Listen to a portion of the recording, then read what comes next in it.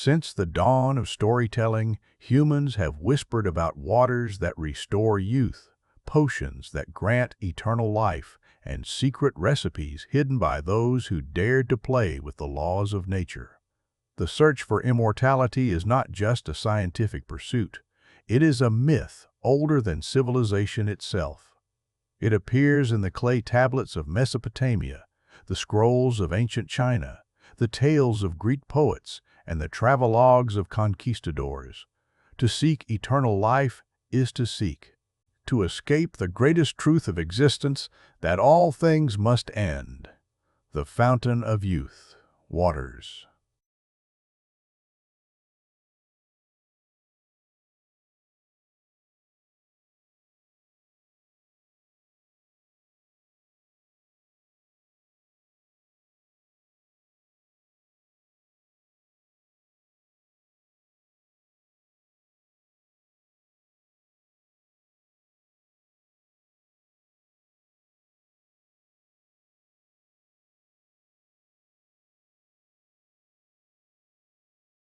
Mysterious spring in the land of the Ethiopians, whose waters smelled of violets and granted extraordinary longevity. In the Alexander romance, a cycle of stories about Alexander the Great, his soldiers search for a miraculous fountain in the east, but fail to drink from it.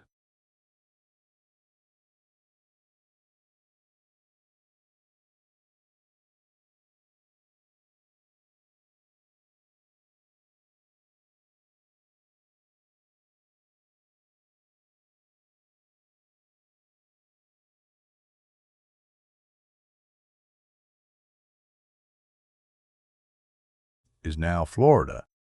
Some chronicles suggest he had heard of rejuvenating waters from indigenous peoples. Though historians debate whether this was propaganda invented later, the myth stuck. Florida became synonymous with eternal youth, its swamps and springs imagined as hiding places for magical waters.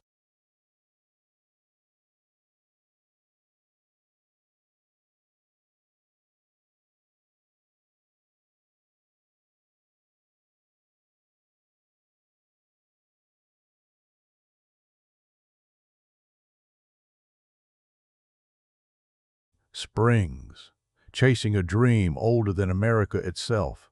The elixir of life, alchemy's greatest promise. If water could not grant eternal youth, perhaps chemistry could. Enter the elixir of life, also known as the elixir of immortality. This mythical substance is said to bestow eternal life and cure all disease. It was the ultimate goal of alchemy, the ancient practice that blended philosophy, mysticism, and proto-chemistry. In China, the quest for immortality was deeply tied to Taoist traditions. Consumed potions made of mercury, cinnabar, and jade, believing they would bring eternal life. Tragically, many of these substances were toxic. The first emperor of China, Qin Shi Huang, who unified the nation and built the early Great Wall, died after consuming mercury-based elixirs meant to make him immortal. His quest for eternity may have hastened his death. In India, the concept of Amrita, the nectar of immortality, appears in Hindu mythology. Obtain it. Whoever drank Amrita became deathless. This story suggests that immortality was never meant for mortals. It was divine, fought over by cosmic beings.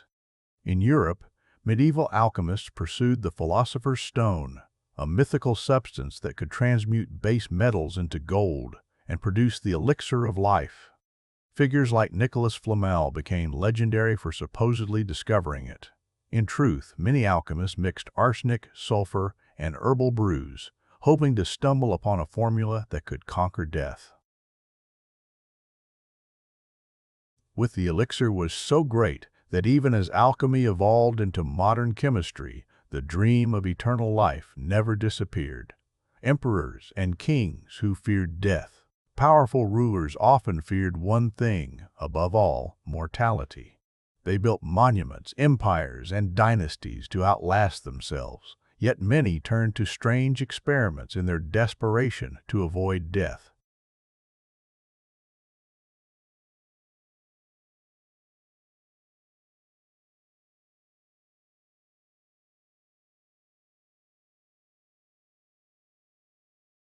were ordered to find beings who knew the recipe for immortality.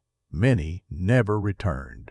In Japan, the legend of Tokoyo no Kuni described a land of eternal youth across the sea. Some emperors commissioned voyages to seek it, echoing the same desires as their Chinese neighbors. European monarchs, too, flirted with alchemical promises. Stories tell of Rudolf II, Holy Roman Emperor, who surrounded himself with alchemists in Prague, obsessed with uncovering the Philosopher's Stone. His court became a hub of secret experiments, combining astrology, magic, and chemistry. None succeeded, but the obsession illustrates how immortality has always been the ultimate prize for those in power. The irony of alchemy, death in the pursuit of life.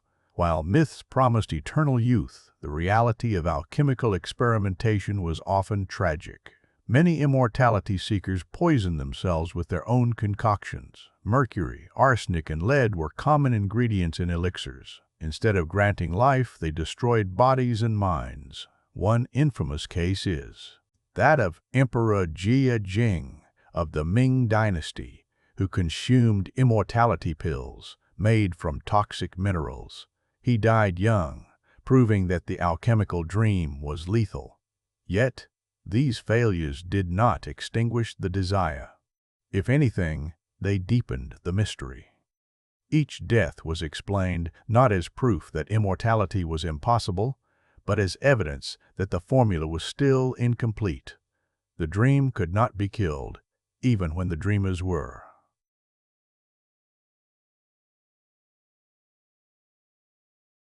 Nectar. Across cultures, food and drink often carried the promise of immortality. The Norse gods relied on golden apples kept by the goddess Idun to maintain their youth. Without them, even deities would wither. The Greeks imagined ambrosia and nectar, divine sustenance that preserved the immortality of the Olympians. These myths emphasize that eternal life is not natural. It must be sustained by something rare, sacred, and guarded. Humanity's hunger for such foods is a metaphor for its hunger for transcendence. The philosophical dilemma. Should humans live forever? Even in ancient times, not everyone agreed that immortality was desirable. Philosophers warned that eternal life might be a curse. In Mesopotamian myth, the hero Gilgamesh seeks immortality after the death of his friend Enkidu. He journeys to the ends of the earth and almost succeeds, but loses the magical plant that could restore youth. The story ends with Gilgamesh accepting mortality, realizing that true immortality lies in legacy. Cities built, stories told, and wisdom passed on. This tension between yearning for eternal life and fearing its consequences runs through every culture's stories. To live forever might not bring joy, but despair. Without death, could life lose meaning? A legacy that never dies.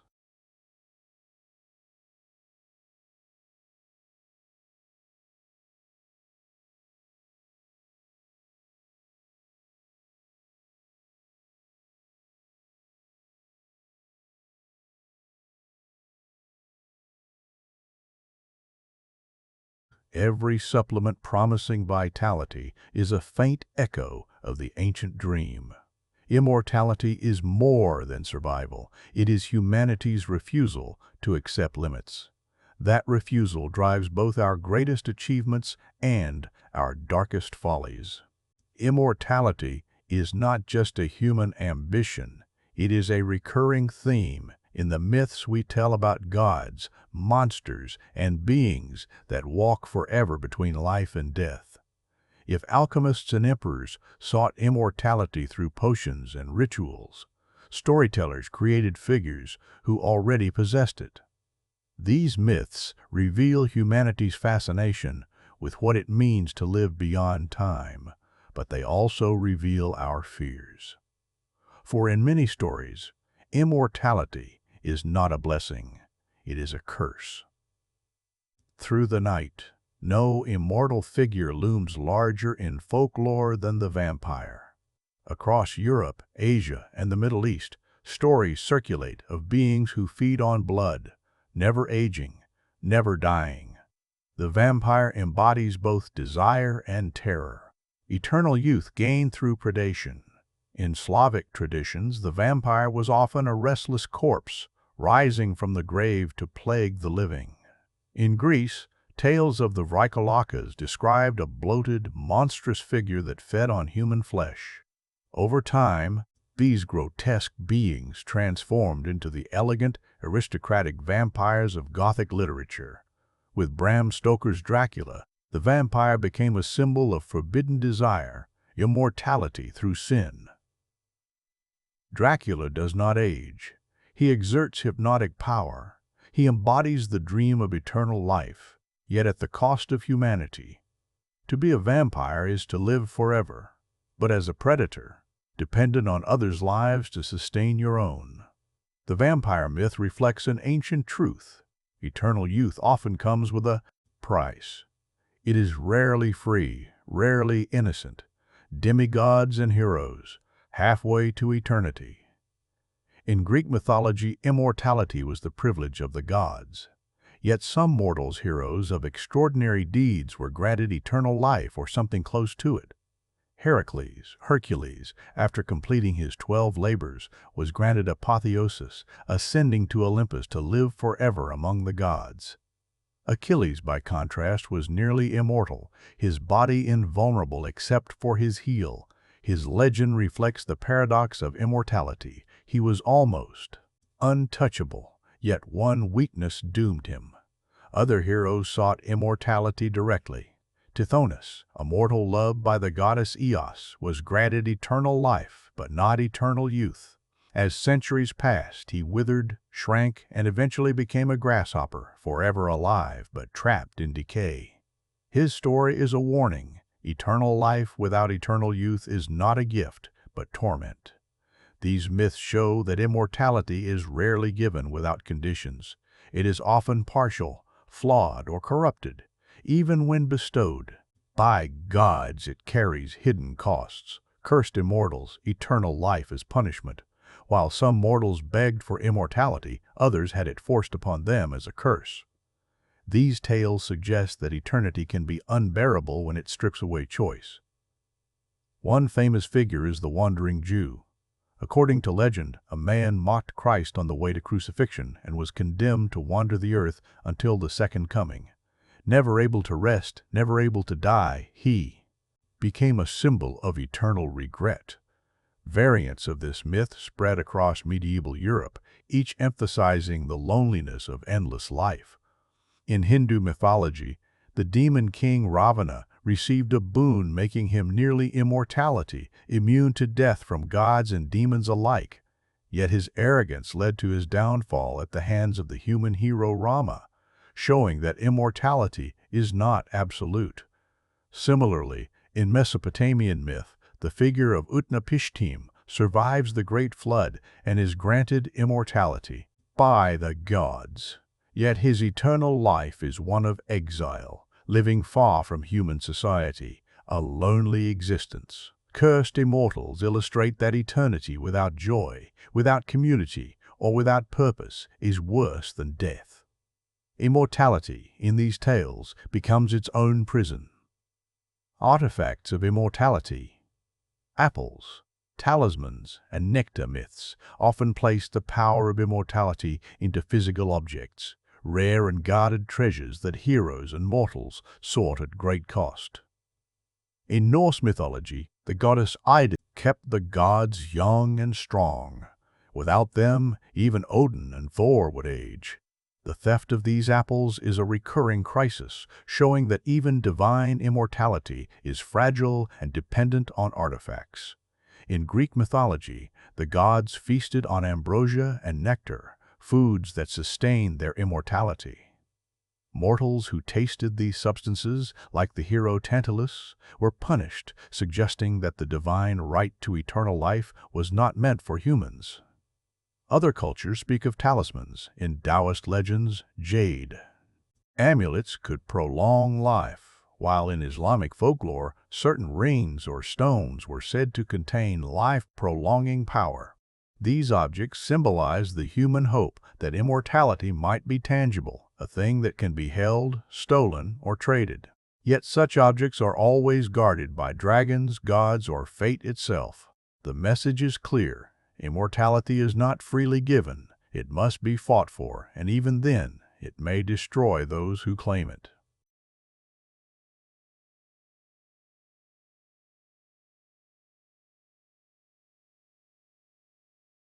Not as a continuation of life, but as transformation into something beyond human. In Greek myth, the nymph, Daphne, flees Apollo's desire and is transformed into a laurel tree, forever alive, but no longer human. In many indigenous traditions, shamans and trickster figures achieve immortality by becoming animals or spirits. These transformations suggest that to escape death, one must give up humanity itself. Even the vampire myth, in its earliest forms, reflects this theme. To live forever is to cease. Being human and to become something else, often monstrous. The double-edged sword of myth. What unites these stories is ambivalence. Immortality is depicted as desirable, but dangerous. It is tempting, but corrupting. Heroes who achieve it often suffer. Villains who claim it are often destroyed. Even gods, who are immortal by nature, are shown as vulnerable when their sources of immortality are threatened. These myths reveal a truth about human imagination. We want immortality, but we fear it. We long for eternity, yet we suspect it would strip life of meaning. The stories of vampires, cursed wanderers, and talismans of youth are not just fantasies. They are reflections of our own contradictions. A bridge to the darker side. As myths evolved into literature, storytellers turned immortality into cautionary tales. Legends of bargains with devils, of cursed men who sold their souls for eternity, became staples of folklore. The next step in our journey explores these tragic tales, where immortality is not granted by gods or potions, but bargained for, and always at a terrible cost. If myths gave us gods and talismans of immortality, and folklore gave us vampires and wandering souls, literature and legend gave us something darker, stories of mortals who made deals for eternity and paid with their souls. These tales form a warning. Immortality can be bought, but the price is always unbearable. Faust.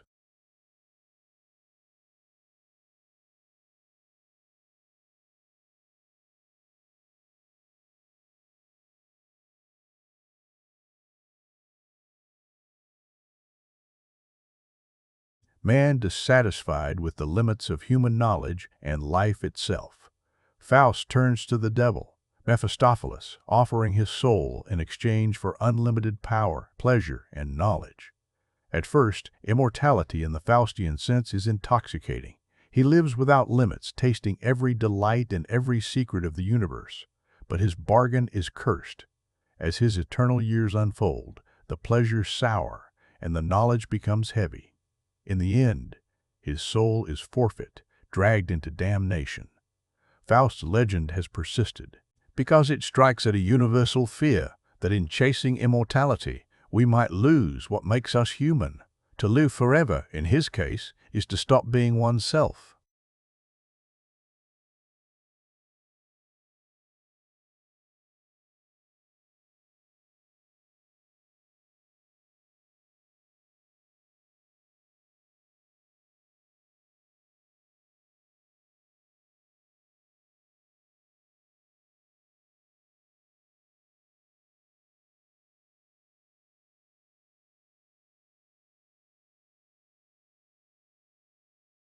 Meant to endure forever, yet it grew violent and uncontrollable, a warning that creating eternal life through forbidden means often spirals into disaster. In Slavic folk tales, sorcerers like Koschei the Deathless cannot be killed, for their soul or life force is hidden away in a needle, an egg, or a distant object. Heroes must undertake impossible quests to find and destroy it. Koschei's immortality makes him invincible, but also grotesque, stripped of humanity and love. His endless existence is one of cold, hunger, and greed. These figures remind us that immortality, when unnaturally forced, twists the soul. It creates monsters instead of men. Immortality as eternal suffering.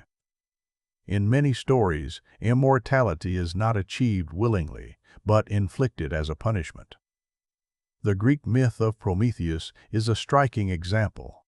For defying Zeus and bringing fire to mankind, Prometheus is chained to a rock where an eagle devours his liver every day, only for it to regrow each night.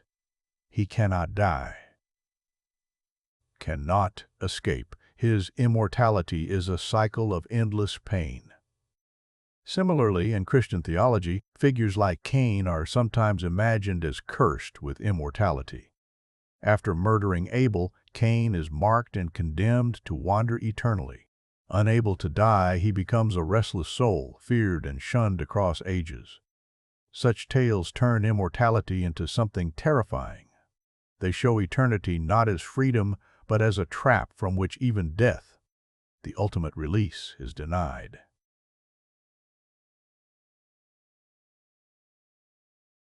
Not always sought through bargains with devils or cursed punishments. Sometimes it is tied to love, and love makes it even more tragic.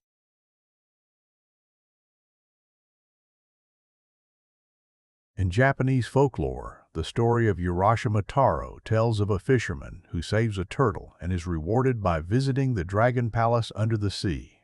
There, he spends what feels like days with a princess, only to return to the surface and find that centuries have passed. Though not immortal, his story echoes the theme of time slipping away unnaturally. His immortality was stolen years, an existence that separated him from humanity forever. Another tale is that of Isolde and Tristan, where love is so powerful it transcends life. In some versions, the lovers are bound to each other beyond death, unable to find peace. Eternity is not joy. It is endless longing. These stories highlight another curse of immortality: loneliness. What good is eternity if those you love cannot share it with you? Modern echoes. Literature's eternal struggle. The Faustian archetype has echoed into modern literature, reshaping itself in countless forms. Oscar Wilde's The Picture of Dorian Gray presents a man who remains eternally young while his portrait ages and decays. Dorian's immortality frees him to indulge in every vice, but it corrupts his soul. In the end, his eternal beauty masks unbearable rot. Mary Shelley's Frankenstein explores immortality through the creation of life itself. Victor Frankenstein's monster cannot die. Immortality is cursed, lonely, rejected, doomed to wander the earth forever. His tragedy is not in death, but in living too long. These works carry forward the warning embedded in ancient myths. Immortality often comes at the cost of morality, humanity, and peace.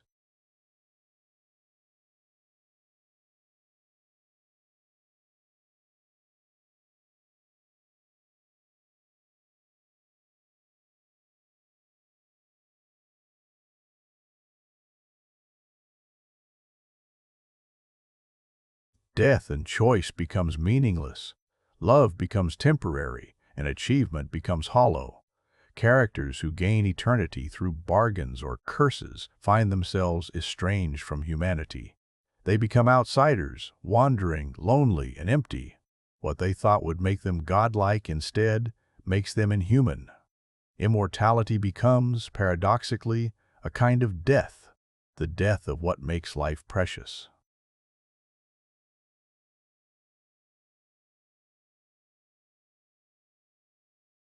The bridge to science. To alchemists and sorcerers, cryonics, cloning, and genetic manipulation all seek to cheat death. But just as in myth, the results are not without controversy, fear, and unintended consequences. As we leave behind the tragic legends of cursed immortals and Faustian bargains, we step into laboratories, operating rooms, and research centers where immortality is no longer just a story, but a scientific experiment. And as in the myths, the question lingers, will the pursuit of eternal life elevate us or curse us? For centuries, immortality lived in myths, legends, and cautionary tales. But in the modern age, the pursuit of eternal life has moved from temples and alchemists' chambers into laboratories, universities, and corporate boardrooms. Science, armed with microscopes, genetic sequencing, and artificial intelligence, has taken up the same dream that once drove emperors and sorcerers, the dream of living forever. Yet as with the myths, the pursuit of immortality through science is filled with paradoxes.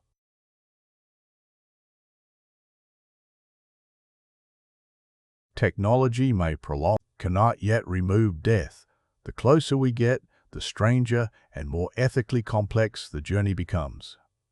Cryonics, freezing time. One of the most famous modern attempts at immortality is cryonics, the process of freezing a human body at ultra-low temperatures after death, with the hope of reviving it in the future, when technology can cure disease and restore life. The idea gained traction in the 1960s. Scientists theorized that if cells could be frozen without damage, entire organs and even whole bodies might be preserved indefinitely. The first cryonically preserved human, Dr. James Bedford, was frozen in 1967. More than half a century later, his body remains in storage, waiting for science to catch up. Cryonics companies like Alcor and Cryonics Institute promise clients a chance at revival. Some choose to preserve only their heads, believing that future science will be able to regrow a body or upload the brain into machines. Others pay for full body preservation. Controversial. Scientists point out that current freezing methods cause ice crystals that damage cells beyond repair. Revival is not currently possible. Critics argue it is little more than faith disguised as science. Supporters, however, insist that if the alternative is certain death, even a small chance at resurrection is worth it. Cryonics mirrors the myths of ancient times. It is a modern version of being sealed in a tomb, awaiting rebirth, a gamble with eternity.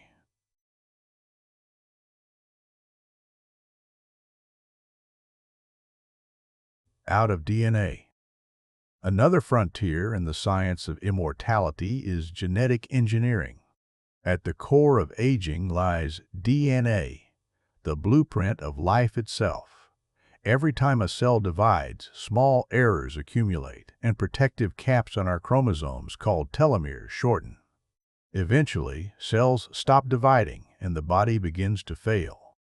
Scientists have experimented with lengthening telomeres, reprogramming cells to rejuvenate them, and editing genes associated with longevity. In animal studies, such methods have extended lifespan dramatically. Telomeres live longer, healthier lives. In some experiments, cells taken from elderly organisms were rejuvenated, functioning like those of the young. The revolutionary tool, CRISPR-Cas9, has accelerated this research. By precisely cutting and editing genes, scientists dream of eliminating diseases, slowing aging, and perhaps one day unlocking biological immortality. Yet ethical dilemmas abound. Should humans live indefinitely while other species die? Would immortality be accessible only to the wealthy, creating a divide between eternally living? If death is delayed, would the human body truly escape decay? The promise of immortality through genetics is tantalizing, but it raises questions as profound as any myth. Anti-aging therapies. The billion-dollar industry. While genetic breakthroughs remain in the future, the anti-aging industry has already become a global obsession. Billionaires fund research into therapies that promise not just longer lives but healthier, stronger, ageless bodies. Some approaches focus on senolytics, drugs designed to remove zombie cells, but refuse to die, clogging tissues and causing inflammation. In early trials, these drugs have shown promise in rejuvenating aged mice. Others turn to stem cell therapy, injecting fresh, versatile cells to repair damaged organs and tissues. Still others pursue blood transfusion experiments, inspired by parabiosis studies where young blood appears to revitalize older organisms. More speculative methods involve NAD+ boosters, compounds that restore cellular energy, or metformin, a diabetes drug that may extend life by altering metabolism. Entrepreneurs speak openly about curing death, investing fortunes into longevity startups. But even as the science advances, skeptics warn that extending lifespan does not guarantee extending quality of life. Living longer may mean living with more years of frailty, dementia, or suffering, unless these therapies truly reverse aging rather than merely delaying it. Transhumanism, merging flesh and machine.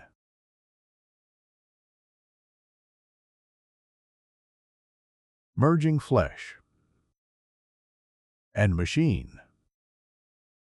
Technology to transcend biological limits.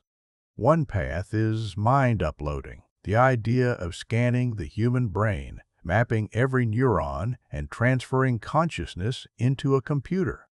If successful, it could mean immortality in digital form, living as data beyond the decay of flesh. Companies like Neuralink, founded by Elon Musk, explore brain-computer interfaces that could one day blur the boundary between human thought and machine processing. Futurists speculate about digital afterlives, where consciousness could be preserved in body dies. Critics question whether a digital copy of the mind would truly be you or merely a simulation.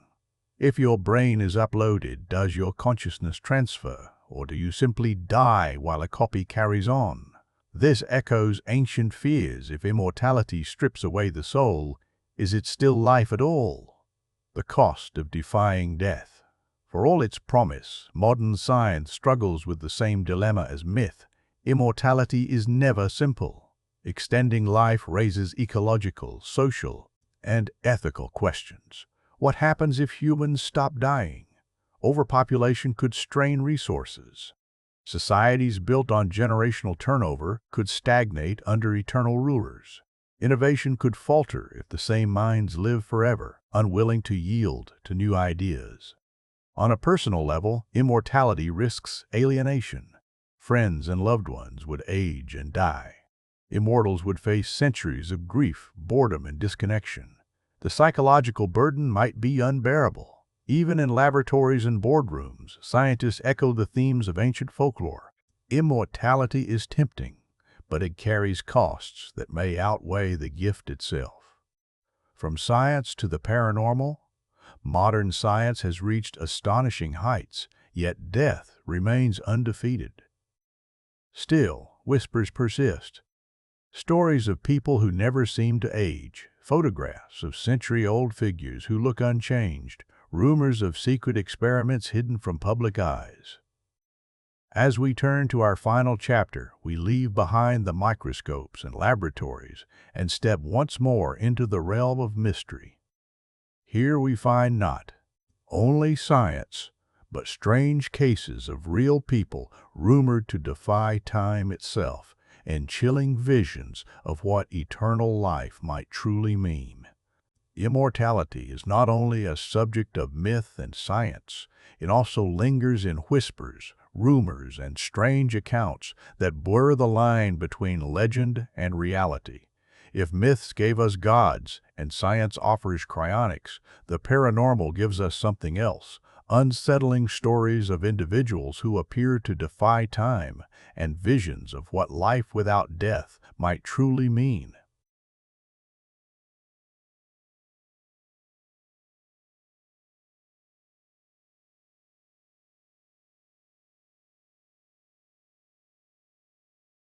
Are dismissed as frauds, others as mysteries, but their stories fuel the belief that immortality might already walk among us. One of the most enduring figures is Count of Saint-Germain, an 18th-century European courtier known for his brilliance, eccentricity, and apparent refusal to age. He dazzled royal courts with tales of ancient times, claiming to have met people long dead. Some accounts describe him appearing decades apart, always looking the same. After his death, reports of sightings continued, deepening his legend as an immortal alchemist. In modern times, photographs surface online of people who resemble figures from centuries past. Faces in Civil War portraits eerily like celebrities today. While coincidence or genetics explains most, the fascination remains. Could there be individuals quietly living across centuries, unnoticed yet eternal? Paranormal beings, Tupurtornal.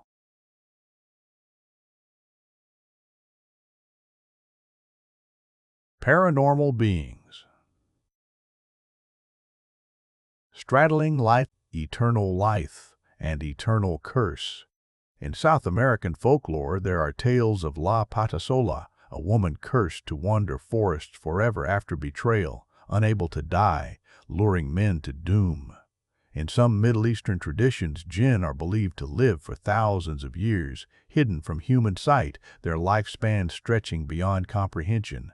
Even in modern paranormal reports, certain immortal beings resurface, shadowy figures claim to haunt locations for centuries, poltergeists with no origin, or entities tied to cursed lands.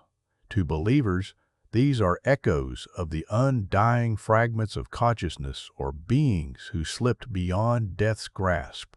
The psychological curse of immortality. Beyond the legends, we can imagine the personal weight of eternity. If an individual could live forever, what would it do to the human mind? Psychologists suggest that human identity is tied to the arc of life, birth, growth, decline, death. Remove that arc, and meaning collapses. Without deadlines, choices, eternal beings and stories, whether vampires, cursed wanderers, or digital consciousness, often face crushing loneliness. Loved ones die. Cultures shift. Languages vanish. The immortal remains, but at the cost of belonging. To live forever might mean to live always as an outsider, never at home in the world. Ethical nightmares. A world without death. If immortality were achieved broadly, society itself would face transformation. Imagine a planet where no one dies, might hoard immortality treatments, while the poor remain mortal. Wars could erupt over access to eternal life. Even worse, what happens to justice? If a criminal lives forever, how can punishment balance their crimes? If a dictator never dies, how can societies escape tyranny? Philosophers argue that death is essential for renewal. It allows new generations to rise, new ideas to flourish. Without death, humanity might stagnate, trapped in endless cycles of old powers and old mistakes. Modern culture continues to explore these dilemmas through film, television, and novels. In Highlander, immortals battle through the centuries, seeking the prize, but doomed to kill their own kind to survive. In Interview with the Vampire, immortality brings not glamour, but despair, as centuries erode human connection. In Doctor Who, the alien Time Lord lives for millennia, constantly reinventing, but also carrying the weight of countless losses.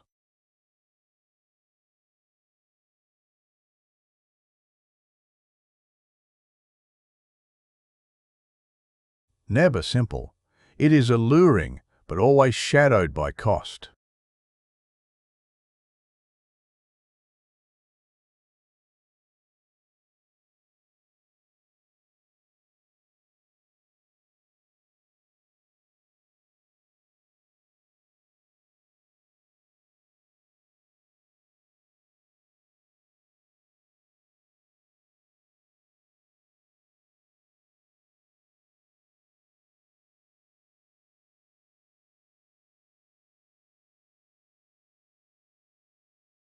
Fothos a spaf more urgent, achieved as prison.